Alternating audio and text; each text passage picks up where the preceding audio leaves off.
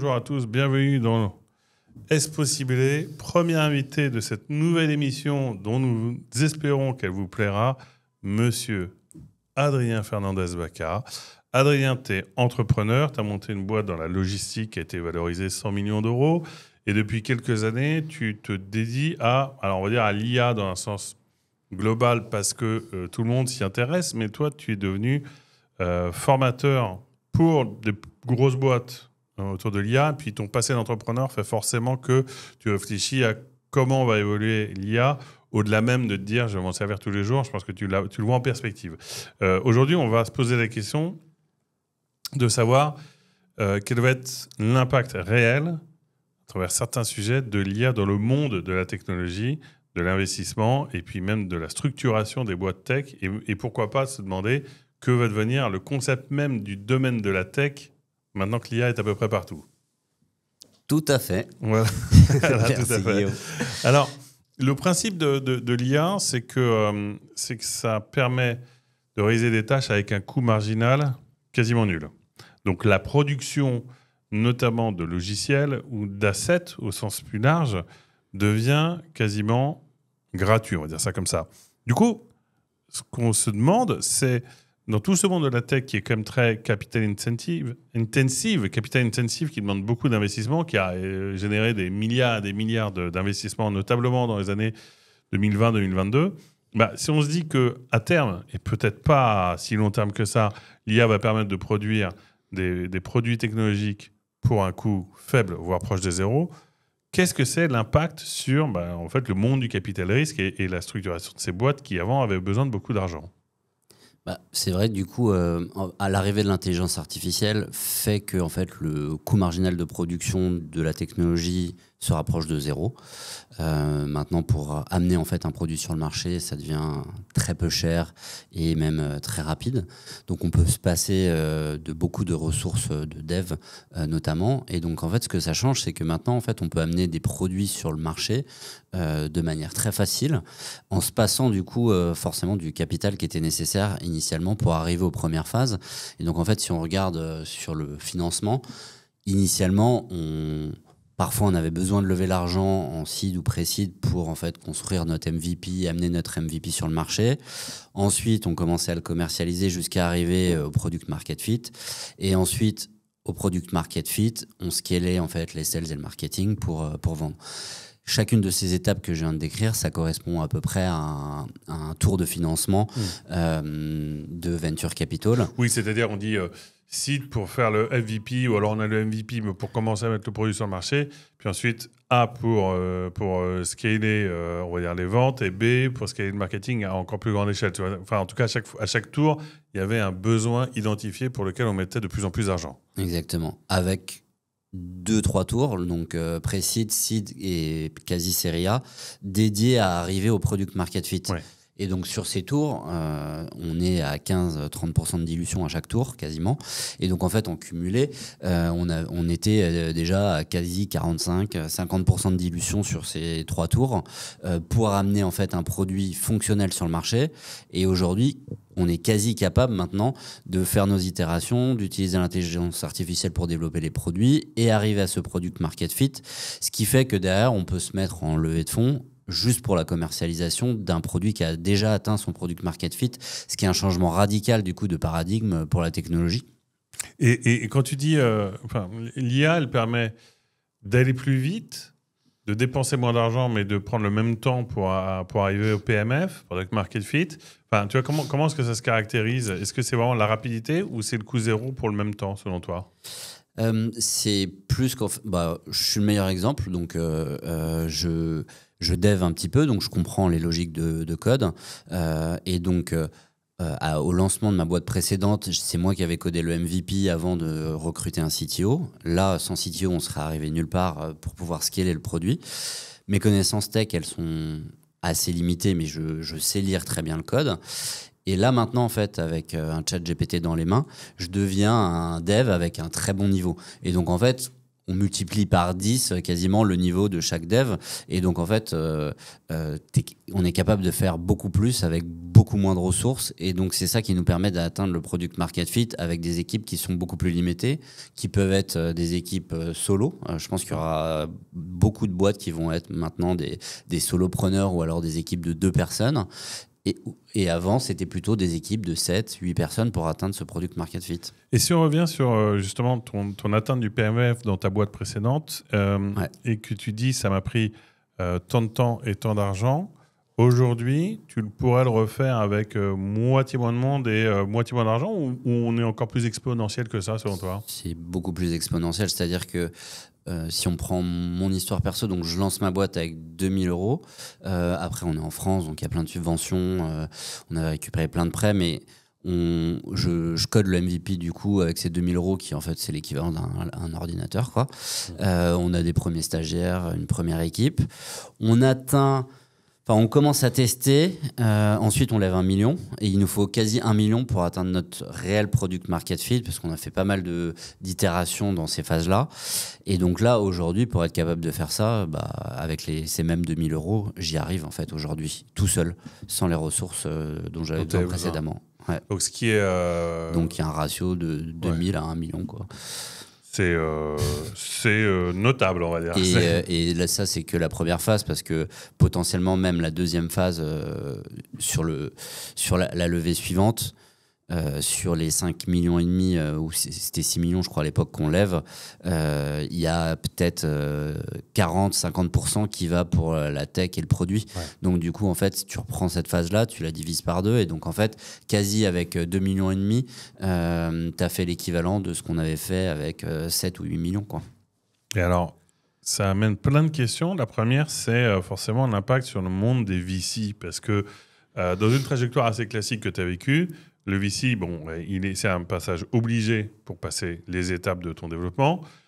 Il a forcément un levier de négociation sur toi aussi de série A, quelle que soit la sexiness de ton business. En fait, il faut que tu le rends compte. Et donc, il est plus fort que toi dans certains moments de la négociation. On ne va pas rentrer dans les détails des liquid pref et autre chose que ces entrepreneurs. Est-ce que, selon toi, si on tire le fil de ce que tu viens de dire, pour tous les business qu'on peut lancer dès maintenant, ça sonne la mort des VC traditionnels? La mort, je sais pas, mais il va y avoir un changement radical de modèle, dans le sens où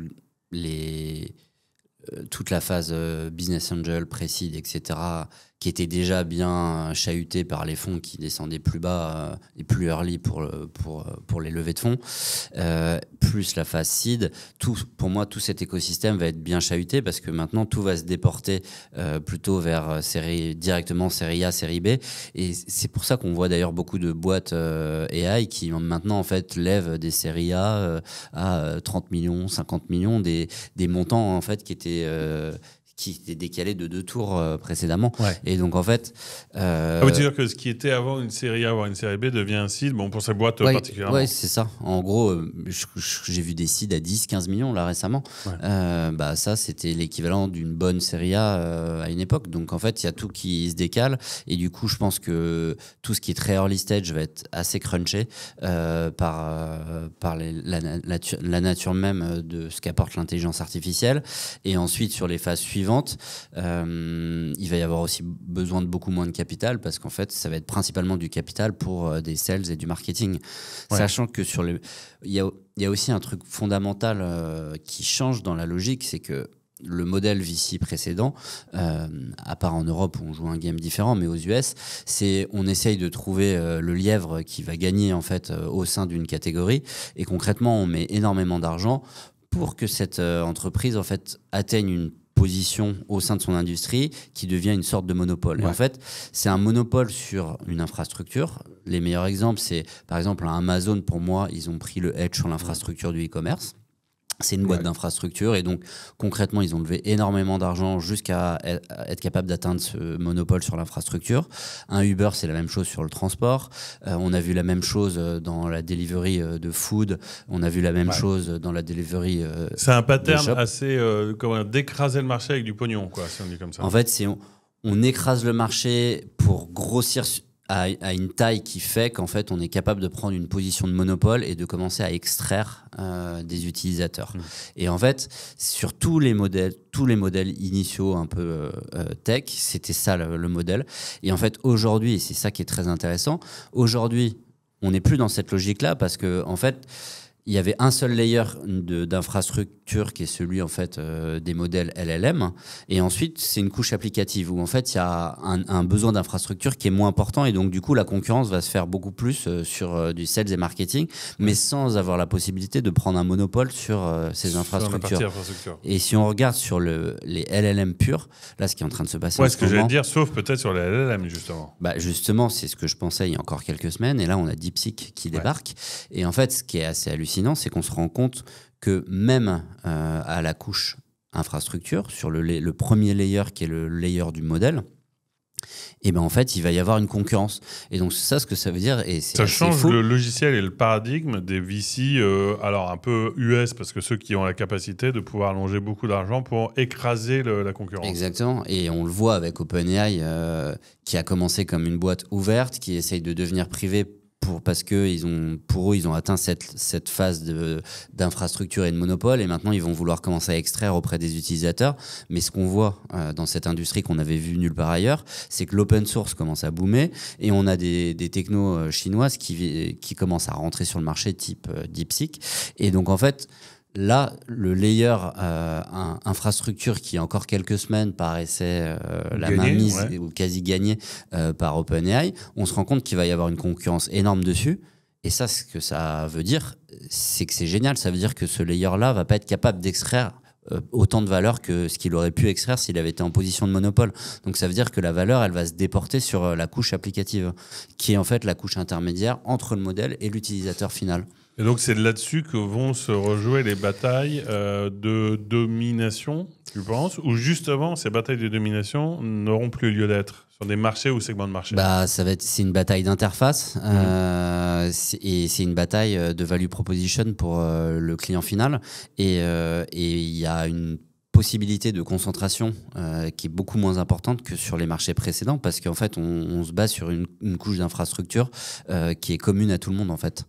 Donc on est dans une phase où en fait ça va être la même chose que tous les sites internet qui se sont créés sur l'internet en fait au moment où ça s'est lancé, mis à part Amazon qui a consolidé son infrastructure de transport et qui a créé un edge comme ça sur le e-commerce. Mais sinon en fait, si on a une infrastructure partagée et commune, et ben en fait on arrive au niveau économique, on arrive en fait à une logique de concurrence qui est beaucoup plus saine en fait. Oui, bien sûr, parce que justement tu crées moins de barrières à entrer à travers le fait ce qu'on nous répète déjà, d'écraser par le monopole. Et ça, tu as dit un truc tout à l'heure qui était qu'il fallait quand même lever de l'argent pour le sales et le marketing, puisque si en gros c'est plus une guerre de technologie mais une guerre de UI, c'est aussi donc une guerre de marketing et de sales pour imposer son produit.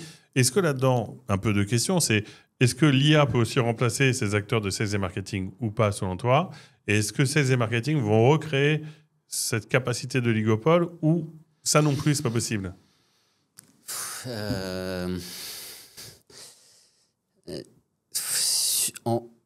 En gros, je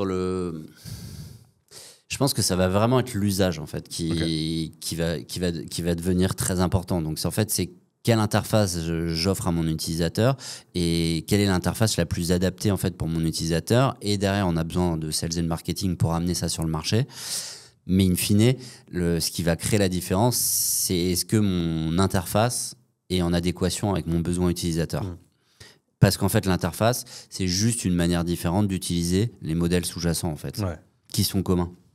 Et j'ai plein de choses auxquelles ça me fait penser, mais assez directement, je me dis l'interface, ok. D'abord, un truc, j'imagine que si tu es capable d'itérer rapidement, tu es capable de voir comment ton interface est bonne et donc de l'ajuster assez vite. Mais de quoi on parle quand on parle d'interface? Et ce que j'entends par là, c'est que si on prend l'exemple de Perplexity, qui est pour moi en train de ringardiser totalement Google, side note, on a déjà enregistré cet épisode et entre-temps, je suis devenu un énorme utilisateur de Perplexity. C'est quoi l'Internet de demain ou comment est-ce qu'il va être changé par ces LLM, dans le sens où je dis, est-ce que maintenant la porte d'entrée c'est OpenAI, ou est-ce que tout simplement les sites internet tels qu'on les connaît sont totalement morts selon toi à terme? Je sais que si on arrive à avoir une idée de réponse, tu vois. Clairement, là, la nouvelle phase qui arrive, c'est une révolution d'interface. C'est-à-dire que dans toutes les boîtes de la Silicon Valley, en fait, on compare en fait ce qui se passe actuellement à l'arrivée du mobile, où en fait, à chaque phase, dès qu'il y a une nouvelle interface, il y a des nouveaux géants qui arrivent. Et donc là, on est dans une logique d'interface qui est en train de se définir. Donc c'est pas très clair là où ça va aller, mais ce qu'on sait, c'est que la logique de site web, de SEO, etc., telle qu'on l'a connue, des sites web indexés au sein d'un moteur de recherche qui est Google, ce temps-là, il est révolu. Et donc, du coup, ce que ça veut dire, c'est que maintenant, il va y avoir des nouvelles manières d'accéder à l'information. On le voit dans ce qui est la connaissance. Donc, en fait, on va taper dans le LLM et donc, en fait, on envoie un prompt et il y a une réponse qui est générée en fonction de notre demande. Précédemment, on allait taper sur Google, ça allait chercher dans un mot-clé, ça nous amenait vers un article, on allait dans l'article, on trouvait l'information qui était importante pour nous. Et ben en fait, il va se passer exactement la même chose sur les sites e-commerce, par exemple. Ouais. Donc, on peut imaginer que du coup, maintenant, on va taper au sein des modèles et on va même plus sur l'interface du site pour acheter. On compare... Alors, d'abord, moi, j'ai l'impression de l'avoir déjà fait dans le sens où on a encore le layer site internet, mais le taux de conversion que je dois représenter, que je compare de moi-même en tant que client entre un produit que j'ai trouvé par Perplexity ou par d'autres canaux, c'est délirant ce que c'est plus gros parce que c'est issu d'une conversation que j'ai avec Perplexity. Ouais, c'est ça. Et donc, quand on me dit, tiens, c'est ce produit, ça fait quelques minutes que j'ai une discussion super fine et forcément, j'achète. Ou si je n'achète pas, c'est vraiment qu'il y a un truc qui perturbe le chemin. Mais et en plus, en tant que CMO de Liligo, c'est un truc sur lequel on est en train de travailler parce qu'effectivement, on a tous le sentiment, voire la conviction que le mode de distribution de notre information, de nos produits va profondément changer.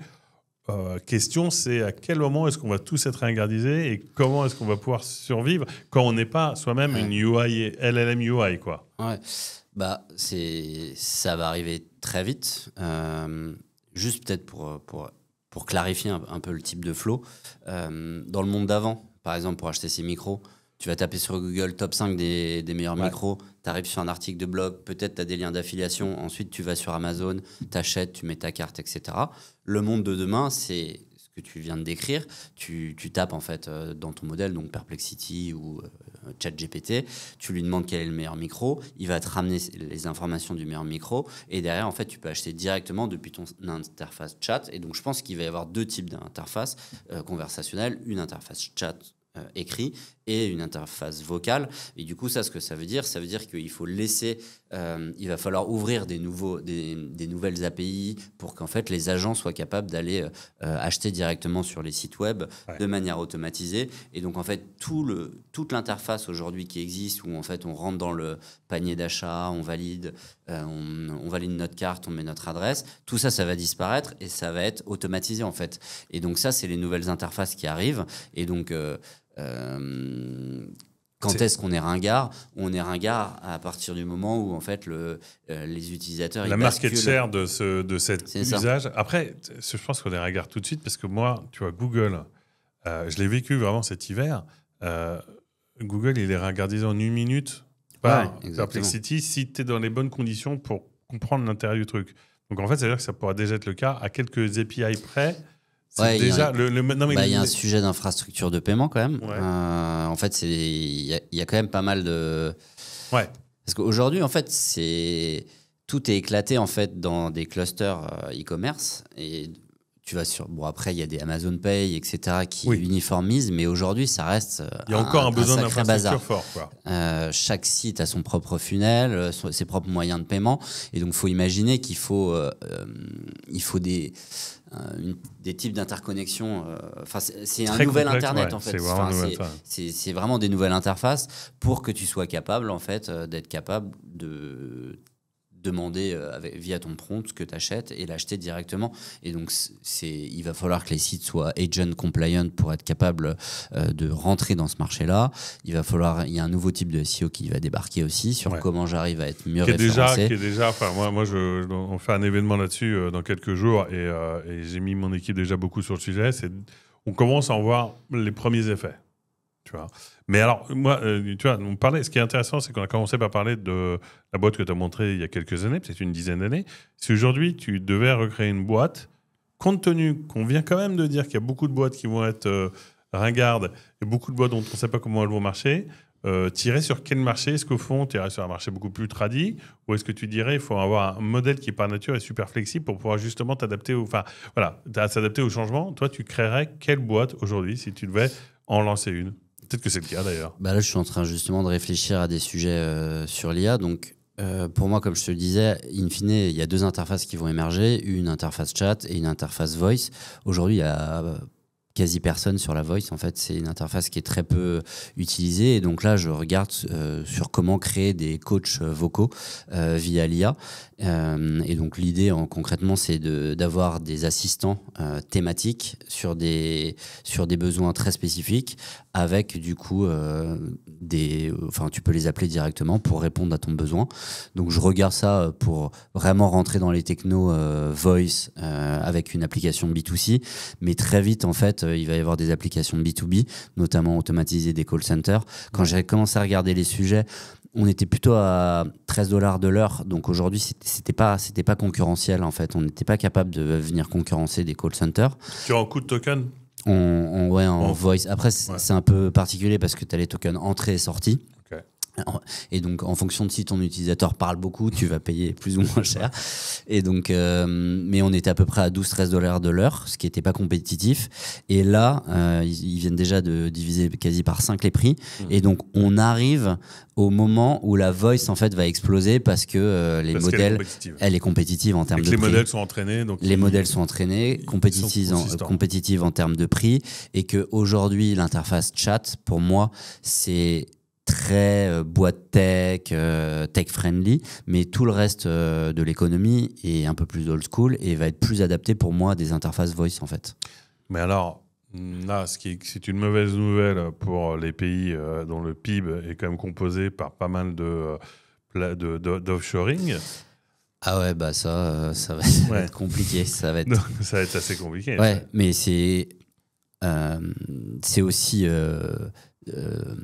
on va dire un peu de leur fait que c'était pas compétitif aujourd'hui parce que $12-13 de l'heure en Europe ou aux US c'est compétitif, mais le vrai prix il était plutôt à 5-6 dollars de l'heure et donc du coup là on arrive maintenant avec la voice qui est compétitive contre ces marchés offshorés et donc ça va être assez compliqué pour ces... Ça pose la question de l'impact de l'IA sur les employés auxquels on pense, mais si on le dit de manière pas trop catastrophiste en se disant en fait, ça c'est la fameuse histoire de si on avait demandé aux conducteurs de calèche ce qu'ils voulaient, ils auraient dit plus de chevaux. Bon, il va y avoir une réadaptation, mais est-ce que tu sens qu'il y aura une dichotomie dans les boîtes, qu'elles soient traditionnelles ou pas, entre les boîtes sont IA ou n'existent plus quelque part? Enfin, comment est-ce qu'il faut appréhender ce truc-là?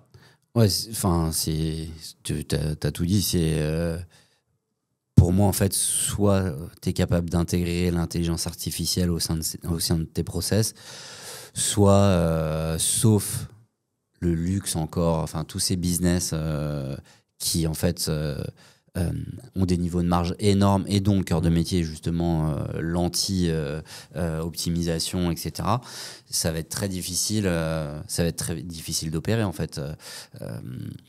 Si tu prends tes 5 gros blocs fonctionnels, si tes concurrents ils en ont automatisé 2 sur les 5 et que toi tu es en full manuel, ta structure de coût, c'est plus du tout la même chose. Et forcément, tu vas t'adapter ou mourir. Et finalement, moi, mon avis sur l'effet sur le marché du travail, c'est que c'est assez inévitable et c'est un peu tragique, mais qu'en même temps, c'est le sens de l'histoire. Et du coup, pour revenir à un des points qu'on traitait avant, c'est que en se disant que globalement, tous les secteurs, peut-être pas des secteurs très manuels, artisanaux qui vont rester. Enfin, peut-être une précision là-dessus. concrètement, moi, ma vision, c'est que l'intelligence artificielle a quand même toujours besoin de supervision humaine. Ouais. Je pense que le marché, il va... Enfin, la philosophie de ce marché, elle va se diviser en deux, avec ceux qui pensent qu'il va y avoir une assistance humaine qui va durer pendant un petit moment, et ceux qui sont dans l'intelligence générale, etc., Ouais. où vraiment maintenant on a des agents 100% automatisés qui font les tâches. Ouais. Moi aujourd'hui, tous les modèles de raisonnement, à part pour du code, je trouve ça naze. Ouais. Sincèrement. Pour l'instant. Mais le modèle sous-jacent, il s'améliore pas. Et en fait, le modèle sous-jacent sur une requête donnée, quand elle est large, il a un taux de précision ou de pertinence qui est peut-être à 60%. Mais du coup, en fait, les 40% qui restent, vu qu'il va venir en fait recréer des requêtes, ça crée en fait un écart type de pertinence à la fin sur une tâche complexe qui est aujourd'hui beaucoup trop large. Et c'est pour ça que pour moi, il y a besoin d'une supervision humaine. Ouais. Oui, il y aura toujours besoin de supervision humaine, mais c'est peut-être qu'il y aura besoin de moins de monde et peut-être qu'il y aura besoin d'une formation particulière. Enfin, tu vois, on reprend l'exemple des VC en disant est-ce qu'ils vont disparaître? Alors d'abord, peut-être faute d'opportunités ou surtout de besoins d'eux dans le marché. Oui, c'est une question de besoin, c'est pas... Ouais. Et puis un VC qui tournait avec 10 personnes peut maintenant tourner avec 2 personnes, même si tu vois. Pour le coup, eux, si, il y a les analystes, etc. Mais de toutes les manières, c'est déjà des structures qui sont assez lean. C'est plus leur positionnement au sein du marché où en fait, sur le early, je pense que ça va être checké. Et ensuite, ça va devenir un peu plus mature. Mais là, il va y avoir grosse collision. Il y avait déjà collision entre les fonds de grosses, les VC, les PI. Donc là, il va y avoir un gros milkshake et on va voir ce qui va sortir de là. Mais... Et en fait, il y a quand même un truc, c'est que dans ce nouveau marché qui se construit, toi, tu te dis, on va voir un jour des boîtes qui vont faire des milliards d'euros de chiffre d'affaires avec deux personnes. Tu crois que est-ce que c'est en train d'être créé aujourd'hui? Pas encore. Pas encore, mais on le verra. Et cette vision, elle est sur une vision avec des agents autonomes. Ouais. Donc, pour le coup, ceux qui disent ça croient à l'intelligence générale, enfin artificielle générale. Je pense que ça va mettre du temps, mais bon, c'est pas une boîte de 2, 3, c'est 10 personnes. Mais bon, après... un Waze, c'est vendu plus d'1 milliard, c'était 20 personnes à l'époque aussi. Google Maps, c'est pareil. Enfin, il y a eu quand même pas mal de boîtes déjà avec juste des petites équipes engineering. Donc peut-être à la place de 20, à Waze, tu as besoin de 5 personnes. Ouais, c'est vrai. Ouais, en fait, on continue. Il y a quelque chose un peu linéaire, c'est qu'on continue certes, il y a un aspect révolution, mais c'est aussi un aspect évolution, puisque c'est déjà des choses qui avaient cours, des logiques on peut créer des assets à très forte valeur. Avec très peu de monde. Mais on a juste un peu peur de la déflagration sur l'ensemble des chaînes de valeur, et notamment des jobs, de l'IA. Ça, c'était pas le cas quand Wave se sortait. Non. Ouais, exactement, parce que les exemples que j'ai donnés, c'est des boîtes, c'est des solutions technologiques, en fait. Là, on parle de boîtes opérationnelles. C'est-à-dire, je me posais la question avec un ancien de ma boîte, là, il y a quelques semaines, sur si maintenant on était toujours opérationnel au sein de la boîte. Et je lui disais, mais la boîte qu'on a connue, elle ressemblerait plus du tout à ça. Parce que moi, depuis le début, sur le customer service, j'étais là, je voulais automatiser, je voulais tout automatiser. Et j'envisionnais en fait un customer service sans agent. Enfin, sans agent humain, quoi, quasiment.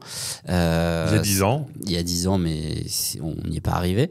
Mais on était déjà dans cette vision et je lui disais, en fait, on aurait 2-3 fonctions majeures chez nous qui seraient déjà quasi 100% automatisées, en fait, aujourd'hui. Et on est une grosse boîte opérationnelle. Ouais. Oui, alors que tu as besoin de beaucoup d'opérations, mais mettons que pour un entrepreneur, je vais le faire autrement. C'est-à-dire que aujourd'hui, tu passes beaucoup de temps à conseiller plutôt des grosses boîtes dans l'utilisation de l'IA à l'intérieur de leur process. Mais j'ai envie de te poser une espèce de question double en fonction du public auquel tu t'adresses, parce que tu as le public un peu d'employés. Il n'y a rien de péremptoire dans ce que je dis, mais d'employés et, on va dire, d'entrepreneurs. On va distinguer.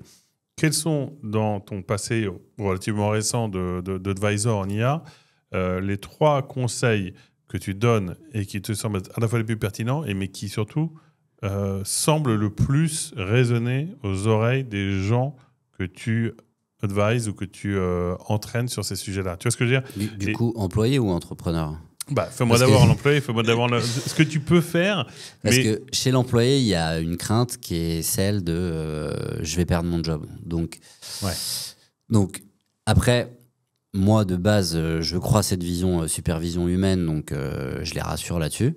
Mais du coup, moi, le message que je leur donne, c'est pas que vous allez être remplacé par de l'IA, c'est que les humains qui savent utiliser l'IA vont remplacer les humains. Ouais.